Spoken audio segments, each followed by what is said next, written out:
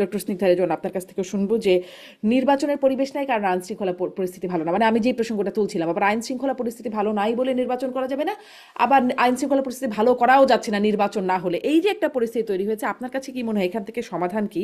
আর এই যে এটার সাথে সাথে মোস্তফা ফিরোজও যে প্রসঙ্গটা বলছিলেন যে সরকার আসলে চাইলেও পারছে না, বা যতই চেষ্টা করুক না কেন সরকার, মানে এরকম একটা বিষয় যে আসছে, সরকার কি চাইছে আসলে আইন শৃঙ্খলা পরিস্থিতিকে খুব নিয়ন্ত্রণে নিয়ে আসতে, খুব আহ, মানে যথাযথভাবে চালাতে, সরকার কি এটি ব্যর্থতা নাকি সরকারের সদিচ্ছার অভাব, আপনি কি দেখেন?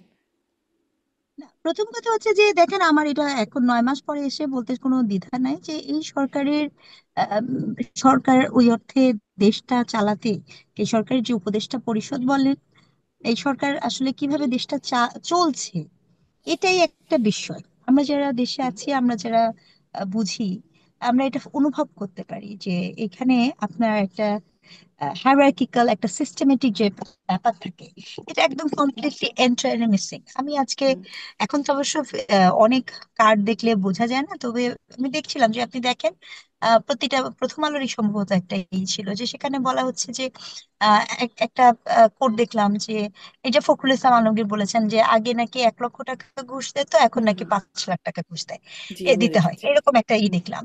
তারপর আবার এরকম, তাহলে এখানে ব্যাপারটা কি হচ্ছে? ব্যাপারটা হচ্ছে যে এই মুহূর্তে দেশটা আসলে শারমিন চালাচ্ছে হচ্ছে আমলারা। আমি খুবই খুবই স্পষ্ট এবং স্ট্রেট কাট কথা বলতে পছন্দ করি।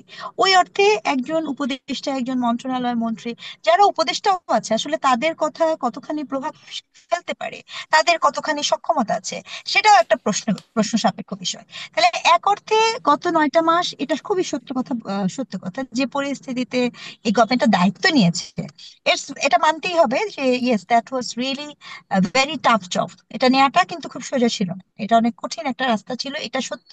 কিন্তু একইভাবে এখানে এমন এমন সব মন্ত্রণালয়ের দায়িত্বের লোকজন আছে যে যারা আসলে ওই অর্থে ক্যাপাবল না। তাদের অভিজ্ঞতার অভাব হতে পারে একটা রিজন, দ্বিতীয় রিজন হতে পারে যে তারা ওই অর্থে সক্ষম না। সদিচ্ছা আছে কিনা সেটা নিয়ে আমি আসলে 50-50 বলবো। কারণ সদিচ্ছার ব্যাপারটাও এই জন্য, কারণ এখানে তো খুব স্পষ্ট, আপনি যদি পার্টিকুলার যেটা হয়েছে, আপনি এটা তো বলাই হয় যে এনসিপি কে বলা হয় কিংস পার্টি, তাই না? আমি আপনাকে বললাম যে প্রোটোকল ছাড়া কোনো নিবন্ধিত একটি যার যে দলের নিবন্ধনই নাই, সেই দল আপনার বিভিন্ন জায়গায় যাচ্ছে, কিভাবে যাচ্ছে, নানা কিছু, এখানে আপনি আছেন, আমাদের সংবাদ মাধ্যম আছে, নানা জায়গা থেকে কথাগুলো আসছে। তো সেখানে একটা সদিচ্ছার অভাব থাকার যৌক্তিকতা খুঁজে পাওয়া যেতে পারে, কিন্তু সবচেয়ে বড় ব্যাপার সদিচ্ছার অভাব থেকেও গুরুত্বপূর্ণ হচ্ছে যে আমি সক্ষমতা আছে কিনা। এই এই সরকারের ওই অর্থে সক্ষমতাটা দেখা যায়নি। আপনি একটা সেক্টরের নাম বলেন তো, আমি 9 মাসে একটি সেক্টরের নাম শুনতে চাই যে সেক্টরটি ভীষণ রকমের সফলভাবে কাজ করছে। একটি সেক্টর, ব্যাংকিং খাত, বিনিয়োগ খাত, সেটা কি খুব বুম হয়েছে? আমরা একটা বড় ফেস্টিভ্যাল দেখলাম বিনিয়োগের, তারপরে কি হলো? গার্মেন্টস শ্রমিক ইসেতে যে মালিকের যারা আছে তারা কি বলছে?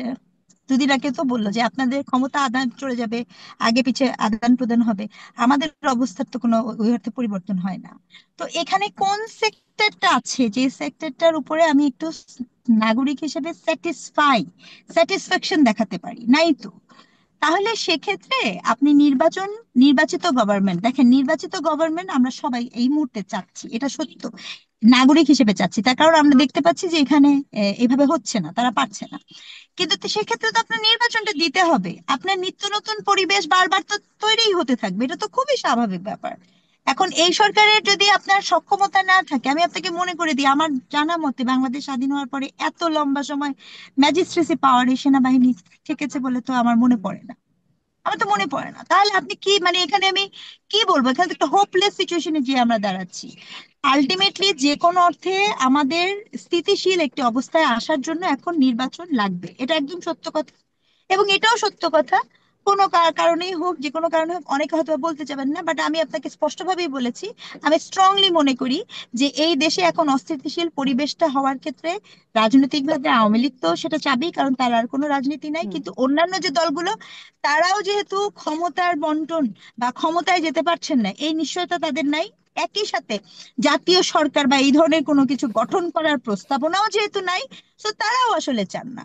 কারণ যেই মুহূর্তে আপনার এই নির্বাচন হয়ে যাবে বা নির্বাচনে যাওয়া হবে, তখন তো তাদের এই এখন যে ক্ষমতায়, শোনেন, বাংলাদেশের ইতিহাসে এই কথা বলতে আমার কোনো দ্বিধা নেই, বাংলাদেশের ইতিহাসে কি আওয়ামী লীগ কি বিএনপি, তারা অত্যন্ত ভালোবেসে কাছে ডেকে জামাত ইসলাম বাংলাদেশকে বড় করেছে, চারা গাছের মতো বড় করেছে।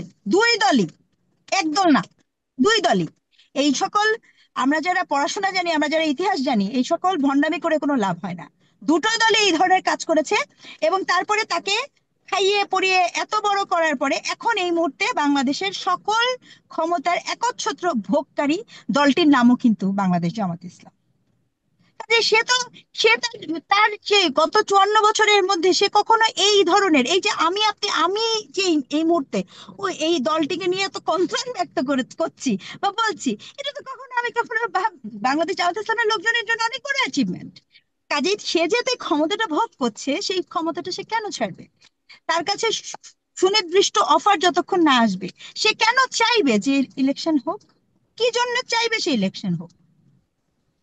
এটা তো জি। মানে বোকাও বুঝে। আমি যখন জানবো যে আমার কাছে জাতীয় সরকারের প্রস্তাবনা নেই, আমার কাছে পিআর এর পদ্ধতির প্রস্তাবনা নাই, আমার ওখানে এক্সেস নেই, আমি আমি কেন করবো? তো এই এই পুরো প্রক্রিয়াটা একটা জটিল সমীকরণে এসে দাঁড়িয়েছে। এই সমীকরণ থেকে উদ্ধার পেতে হলে অ্যাট এনি কস্ট আমাদের নির্বাচনের দিকে যেতে হবে, এবং আমি জি। মনে করি মানে এই নির্বাচনী একমাত্র নির্বাচনে। সমাধান, এই বিষয়টা স্পষ্ট। ডক্টর স্নিগ্ধারের জন্য হ্যাঁ, আপনার থেকে একটা প্রশ্ন, একদম। আপনার জি। কথা থেকে একটা প্রশ্ন জাগলো। আমি ছোট্ট করে মোস্তফা ফিরোজ আপনার কাছ থেকে একটু সেই প্রশ্নটা জানি যে দেশ চালাচ্ছেন আমলারা, এটি কি আপনার কাছে মনে হয় মানে তার একটা লক্ষণ কি এরকম যে শিক্ষা উপদেষ্টা বললেন যে তিনি চেয়েছিলেন পরীক্ষা পেছাতে কিন্তু শিক্ষা সচিবের কারণে পারেন নাই, পরবর্তীতে গভীর রাতে সেই সিদ্ধান্ত হলো, যদিও শিক্ষা উপদেষ্টাই সেখানে উপস্থিত ছিলেন না, তাকে ফোনেও পাওয়া যায় নাই এই সিদ্ধান্ত নেবার জন্য। মানে আসলে কি দেশ আমলারাই চালাচ্ছেন?